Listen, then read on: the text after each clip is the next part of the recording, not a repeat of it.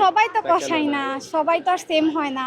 কেউ কেউ আলাদা আছে, যেমন আমরা যখন চিকিৎসা করতে যাই অনেক ডাক্তারদের আমরা দেখি যে তারা অনেক ভালো বিহেভ করে, বা তারা শুধু টাকার জন্য না, রোগীর আসলে সমস্যাটা টাইম নিয়ে তারা বুঝে। তো আমি বিষয় যে আজকে একটা কোশ্চেন আসছে যে 100 টাকার নোটে কোন মসজিদের ছবি আছে। তো আমি তো খুব খুশি, আমি অনেক হাসলাম যে এই কোশ্চেন দিছে। পকেট থেকে 100 টাকা বাইর করে দেখি যে কোন মসজিদের ছবি আছে, কিন্তু সমস্যা হচ্ছে আমি টাকাই নিয়ে আসি না। সব তো আল্লাহর ইচ্ছা, তাই না? আমি আমার মানে বেস্টটা দিছি, এখন আল্লাহ যদি চায়, আমার রিজিকে যদি থাকে, তাহলে ইনশাল্লাহ আমার হবে। চিকিৎসার অভাবে যেন না মরে যায়, তো সেই জিনিসটাকে লক্ষ্য রাখার জন্য আলহামদুলিল্লাহ মানে ভালো হয়েছে। কিন্তু আমি কিন্তু সেকেন্ড টাইমার, এর আগের বার দিয়েছিলাম, কিন্তু মানে মানে এর আগের তুলনায় এবার হচ্ছে আলহামদুলিল্লাহ একটু মানে ভালোই হয়েছে। এখন হচ্ছে বাকিটা আল্লাহর ইচ্ছা। তো আমি মানে ছোটবেলা থেকে একদম স্বপ্ন আর কি, যে আমি হচ্ছে মেডিকেলে পড়বো। আমার আম্মু বলছে আচ্ছা ঠিক আছে, তোমারটাই, তোমার ইচ্ছা, তোমার আমি কোনো কিছু চাপায় দিতেছি না। তুমি যদি পড়তে চাও, তুমি যেটা হইতে চাও সেটাই। তারপরে মানে অনেক স্বপ্ন আর কি, কিন্তু মানে ফার্স্ট বার তো হলো না, পরীক্ষাটা অনেক খারাপ হলো। এইবার সেকেন্ড টাইম দিছি, আল্লাহর ইচ্ছা, ইনশাল্লাহ দেখা যাক কি হয়। আমার জন্য দোয়া করবেন। সেকেন্ড টাইম যদি না হয়, না হলে কি এখন তো মানে সব তো আল্লাহর ইচ্ছা, তাই না?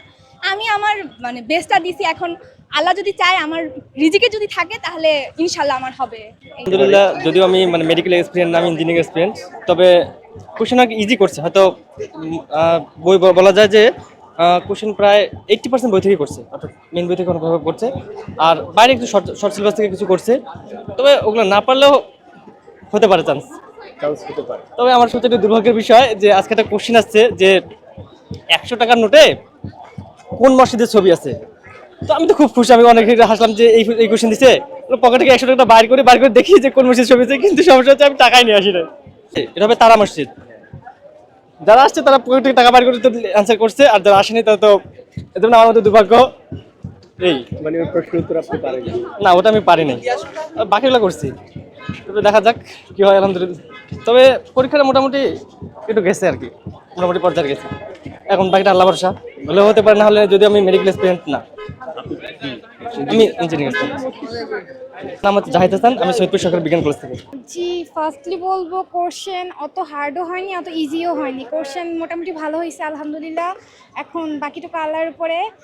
এক্সাম যে আলহামদুলিল্লাহ ভালো দিয়েছি, অ্যান্সারও ভালো হয়েছে। এখন যেহেতু সেকেন্ড টাইম, আর এবার 3 মার্ক কাট মার্ক আছে, এখন বাকিটুকু আল্লাহ জানে। মেডিকেলটা আসলে আমার আব্বু আম্মুর স্বপ্ন ছিল ডক্টর হওয়া, আমারও এটা নোবেল প্রফেশন মনে হয়, প্লাস এটা আমার ড্রিম প্রফেশন, এর জন্য মেডিকেলে ট্রাই করা।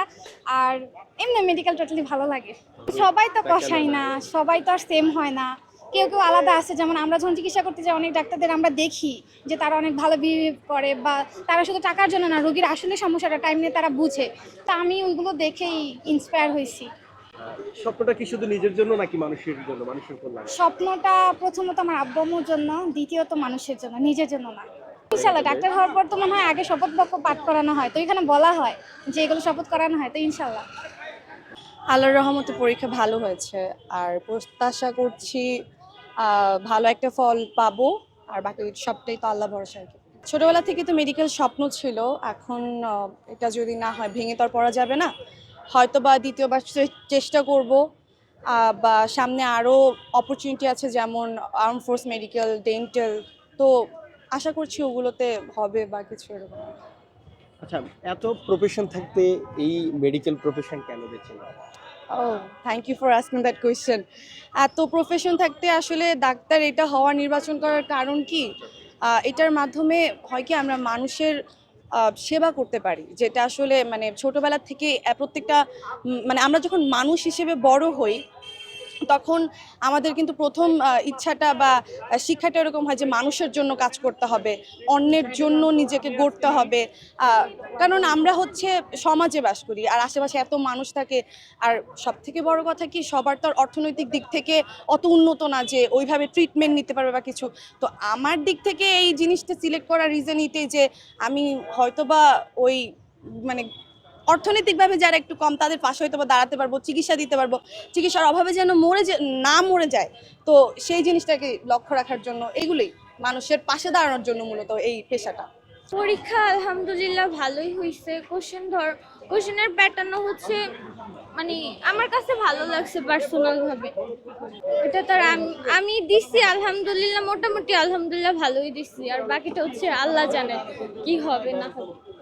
মেডিকেল না হলে কি? মেডিকেল না হলে ডেন্টালে ট্রাই করব, আমার মনে হয় ইনশাল্লাহ হয়ে যাবে। না হলে হতাশায় পড়বেন কিনা? হতাশা বলতে কিছুটা মন খারাপ তো অবশ্যই হবে, কজ এতদিন এত পরিশ্রম করছি, এগুলা বিফলে গেলে তো সবারই একটু খারাপ লাগে। এই অনেকে জঘন্য পথ পর্যন্ত বেছে নেন, খুবই সিরিয়াস। এটাকে আসলে কি ভাবেন আপনি, যে শিক্ষার্থী হিসেবে কি মনে করেন? পড়াশোনা করলে অনেক ক্ষেত্রে সফল হয়, অনেক ক্ষেত্রে হয় না, ইটস নর্মাল। তো এই জন্য তো আমরা হাল ছাইড়া দিতে পারি না, আমাদের ট্রাই করা উচিত। মেডিকেল হয় নাই তো আর অন্যান্য ওয়ে আছে, আমরা ওইগুলো ট্রাই করতে পারি, হয়েই যায়, একটা না একটা উপায় হয়েই যায়। এই জন্য আমরা সুইসাইডের মতো এরকম বাজে চিন্তা আমার মতে নেওয়া ঠিক না। আমি কিছু বলতে চাচ্ছি না এ ব্যাপারে, কারণ I am not sure. Result দিলে দেখা যাবে। পরীক্ষা এমনি কেমন হয়েছে? পরীক্ষা আলহামদুলিল্লাহ ভালো হয়েছে, এখন বাকিটা দেখা যাক, যেদিন রেজাল্ট দিবে সেদিন বুঝতে পারবো। অনেক প্রফেশনে তো রয়েছে, এর মধ্যে মেডিকেল প্রথম শ্রেণী কেন? প্রথমত এটা একটা এমন একটা পেশা যেটা দিয়ে ডিরেক্টলি মানুষকে সেবা করা যায়, প্লাস আব্বু আম্মুর ছোটবেলা থেকে ইচ্ছা ছিল, সেখান থেকে আমারও ইচ্ছা হয়েছে।